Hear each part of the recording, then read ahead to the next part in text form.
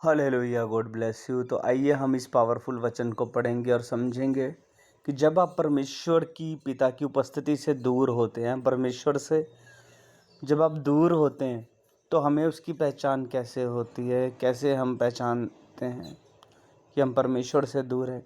तो जब कोई मनुष्य परमेश्वर की उपस्थिति से दूर होता है, जब हम परमेश्वर की आत्मा से दूर होते हैं तो हमारे अंदर से विश्वास जो है वो भी चला जाता है, या विश्वास मर जाता है, या फिर वो विश्वास जो होता है वो ठंडा पड़ जाता है।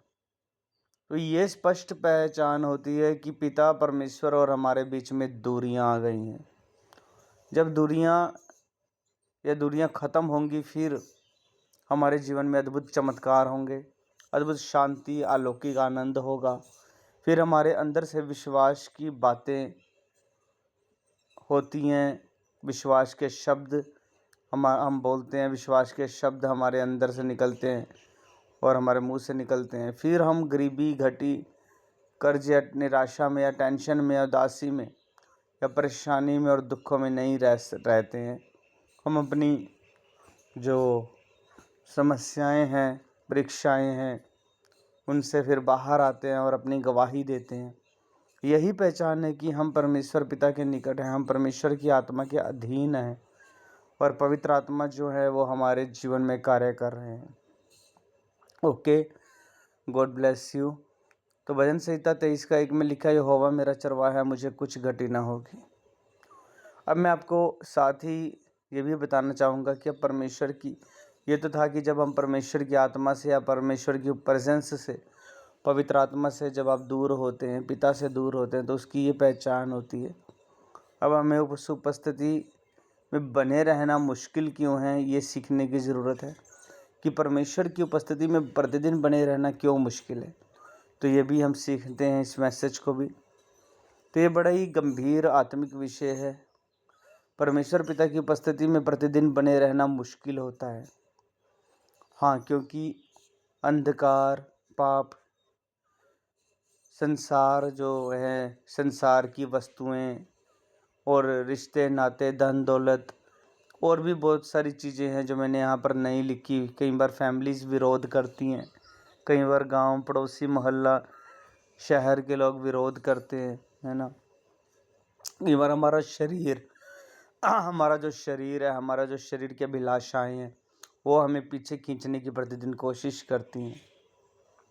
तो अगर हम परमेश्वर की उपस्थिति में नहीं है तो हम निश्चय किसी दूसरी आत्मा के वश में फिर धीरे धीरे चले जाते हैं, जो हमें गलत दिशा देती है, जो हमें मार्ग से भटकाने का काम करती है। फिर दर्शन आने बंद हो जाते हैं, फिर बुरे सपने आते हैं, गंदे सपने आते हैं, व्यर्थ के सपने आते हैं। ऐसा तभी होता है जब हम प्रार्थना में नहीं होते हैं, जब हम उपवास करना छोड़ देते हैं, जब हम परमेश्वर की संगति, आत्मा की संगति, उपस्थिति में बने रहना छोड़ देते हैं, जब हम चर्च जाना छोड़ देते हैं, तो जब हम परमेश्वर का भय मानना छोड़ देते हैं। हमारी ही कुछ ऐसी गलतियों के कारण जो होता है, शैतान को अवसर मिलता है और शैतानी प्रभाव के कारण अटैक होते हैं। तभी अंधकार की शक्तियाँ हमारे जीवन पर प्रबल होती हैं, वे हमारे शरीर और आत्मा को कंट्रोल करने लगती हैं। हमें उस अंधेरे की दुनिया से बाहर आने के लिए हमें मेहनत करनी होती है, आत्मिक लोगों की संगति लगातार प्रतिदिन करनी होगी, प्रार्थना और आराधना में समय देना होगा। तभी परमेश्वर की पिता की जो उपस्थिति है फिर से हमारे जीवन में आती है। आमीन, गॉड ब्लेस यू।